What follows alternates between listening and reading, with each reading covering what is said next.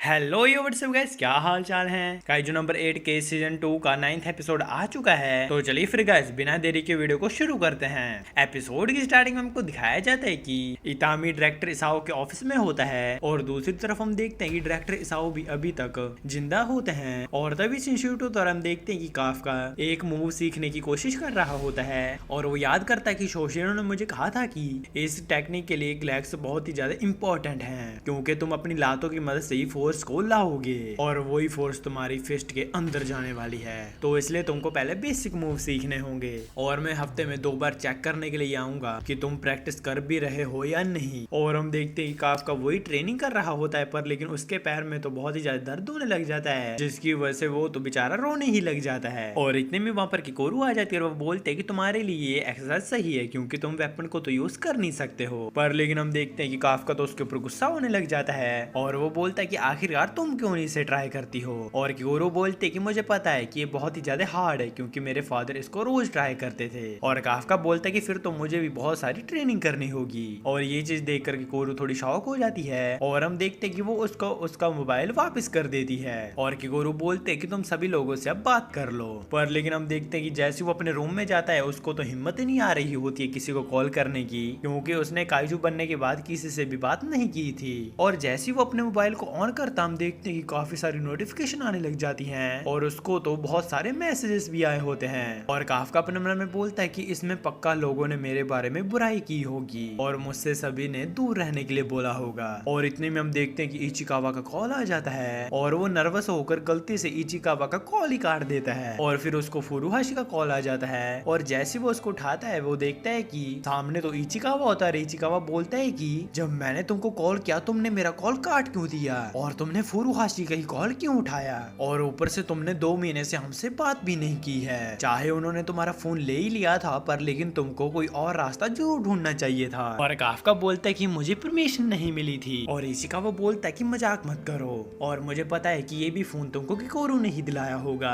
क्या तुमको पता है कि मुझे तुम्हारे बारे में कितनी ज्यादा चिंता हो रही थी। और तभी काफका बोलता है कि मुझे माफ कर दो, मैं बहुत ही ज्यादा डर गया था कि शायद से अब लोग तुम मुझे 3rd डिवीजन में ना आने के लिए दो और सभी लोग मुझसे डर रहे होंगे। और इतने में फुरुहाशी बोलते कि हाँ हम लोग डर गए थे क्योंकि ये पावर तुम्हारी काइजू की है, जिसकी वजह से मैं भी बहुत ज्यादा डर गया था। पर लेकिन इसका मतलब यही नहीं है कि मैं तुमको पसंद नहीं करता हूँ। तुमने अपनी जान को जोखिम में डालकर इस पूरे बेस को बचा लिया था और क्या तुमको लगता है कि ये सब देखने के बाद कोई तुमसे नफरत करेगा। और तभी काफका अपने मन में याद करता है कि मीना ने भी मुझे यही बोला था कि 3rd डिवीजन में तुम्हारा कोई भी एनिमी नहीं है। और इतने में इचिकावा बोलता है कि हमारे ऊपर भरोसा रखो और सभी लोग आपके बारे में ऐसा ही सोचते हैं। और अगले सीन में हम देखते हैं कि कोरू काफका को लेने के लिए आई होती है, पर लेकिन हम देखते हैं कि वो तो सभी के मैसेजेस को पढ़कर रोने ही लग जाता है और वो बोलता है कि कोरू क्या मैं स्टूपिड हूँ, और कोरू बोलती है कि हाँ तुम हो। और हम देखते हैं कि काफका तो उसके ऊपर चिल्लाने ही लग जाता है। और दूसरी तरफ हम देखते हैं कि डायरेक्टर साहब अपने मन में बोलते हैं कि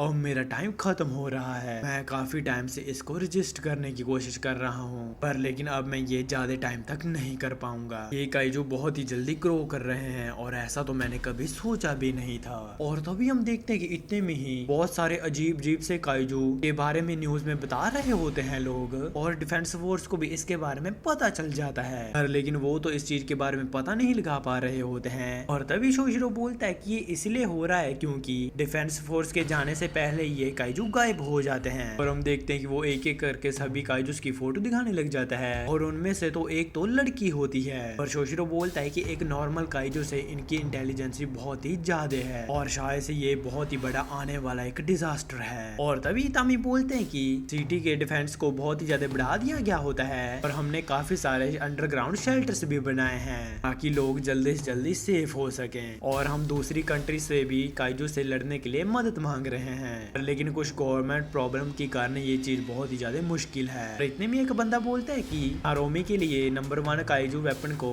पुश करने की सील को हटा दिया गया है और नंबर 3 और 5 और 7 के लिए भी कुछ बंदों को ढूंढ लिया गया है। रितामी बोलता है कि इसका मतलब ये कि हम काइजू फोर्स को इस बैटल के अंदर लाने की कोशिश कर रहे हैं, लेकिन अगर काइजू नंबर 9 जैसे ही और काइजू आ गए तो हमारे लिए लड़ना बहुत ही ज्यादा मुश्किल हो जाएगा। हमारा मिशन बहुत ही ज्यादा खतरे में है और हम इसके बारे में और कुछ कर भी नहीं सकते हैं। रितामी अपने मन में बोलता है कि बूढ़ा होना कितना ज्यादा अनोइंग है, मैंने सही कहा है ना इसाओ। और तभी हमको डायरेक्टर इसाओ का सीन दिखाया जाता है और वो अपने मन में बोल रहे होते हैं कि मेरा माइंड गायब हो रहा है और मैं इसके बारे में कुछ भी नहीं कर पा रहा हूँ। अब तो मैं ये सारी चीजें नारोमी, आशिरो और ये यंग जनरेशन आपका हिबिनो पर छोड़ता हूँ। यही लोग हैं जो इस कंट्री के फ्यूचर को बचा सकते हैं। तभी शिनजुटो अगर हम देखते हैं कि नारोमी कोरू को नंबर 4 सूट को यूज करने के लिए देता है। शोशिरो बोलता है कि यही वेपन तुम्हारी मदर ने भी यूज किया था।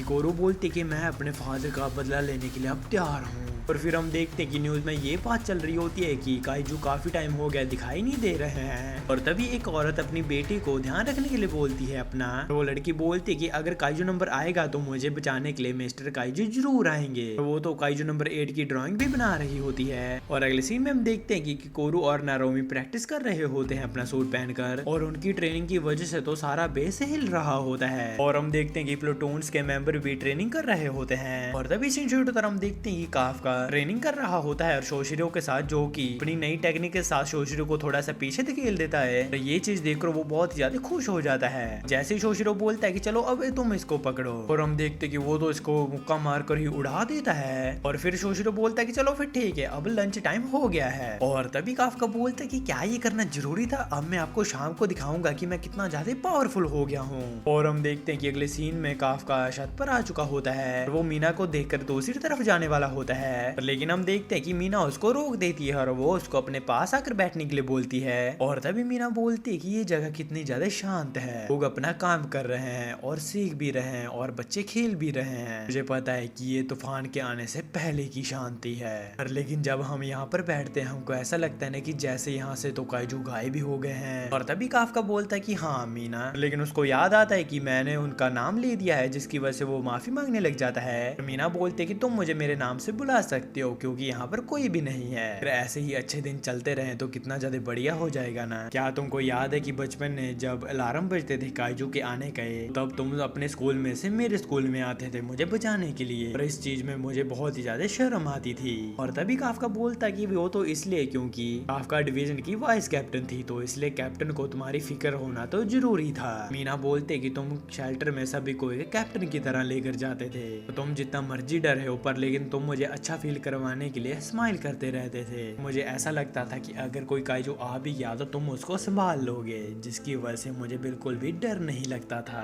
काफका बोलता है कि हाँ बचपन में मैं कितना ज्यादा अमेजिंग था। मीना बोलते कि हाँ पर लेकिन वो चीजें अभी भी नहीं बदली है कि तुमने अताचिकावा बेस को बचाया था। और हाँ काफका, मुझे शोशिरो ने तुम्हारे डिसीजन के बारे में बताया है और अब मैं बहुत ही ज्यादा ताकतवर हो चुकी हूँ, जिसकी वजह से मुझे तुम्हारे पीछे छुपने की कोई जरूरत नहीं है, इसलिए सारे बोझ को अकेले उठाना बंद करो। तुम्हें याद है ना कि हमने ये प्रॉमिस किया था कि हम सारे काइजूस को एक साथ मिलकर मारेंगे। और तभी हम देखते हैं कि काफका को काइजू नंबर 9 याद आ जाता है, जिससे कि वो थोड़ा सा डर जाता है। लेकिन हम देखते हैं कि वो मीना के सामने स्माइल करने लग जाता है। जैसी मीना वहां से जाती है, मीना अपने मन में बोलती है कि तुम सच में आज भी नहीं बदले हो, ना ही वो तुम्हारी स्माइल बदली है काफका। और काफका अपने मन में बोलता है कि अब आखिरकार क्या होगा, क्या मैं उस मॉन्स्टर को हरा भी पाऊंगा? नहीं, मुझे उसको हराना ही होगा ताकि हमारा फ्यूचर अच्छा हो सके। और तभी हम देखते हैं कि एक लड़की के पास 2 लड़के जाते हैं। वो बोलते हैं कि मुझे मेरे फ्रेंड्स को यहाँ पर बुलाना है। और वो तो काइजू में कन्वर्ट होकर काफी सारे बंदों को मार देती है और वो तो जोर जोर से चीखने लग जाती है। और इसी के साथ गाइस हमारा ये एपिसोड खत्म हो जाता है। गाइस मुझे कमेंट करके बताइए कि आपको ये वीडियो कैसी लगी। और हाँ गाइस, हमारे जल्दी से जल्दी 1K सब्सक्राइबर कंप्लीट करवा दीजिए, क्योंकि 1K के ऊपर हम एक न्यू गेमिंग चैनल ओपन करेंगे। अगर आप चाहते कि मैं कोई और एनिमे एक्सप्लेन करूँ तो आप मुझे कमेंट सेक्शन में बता सकते हैं। चलो फिर ठीक है गाइस, वीडियो पसंद आई तो वीडियो को लाइक और चैनल को सब्सक्राइब करके जरूर जाना। मैं जा रहा हूँ, आप भी अपना जरूर ध्यान रखना। मैं मिलता हूँ आपको नेक्स्ट वीडियो में। Thanks for watching.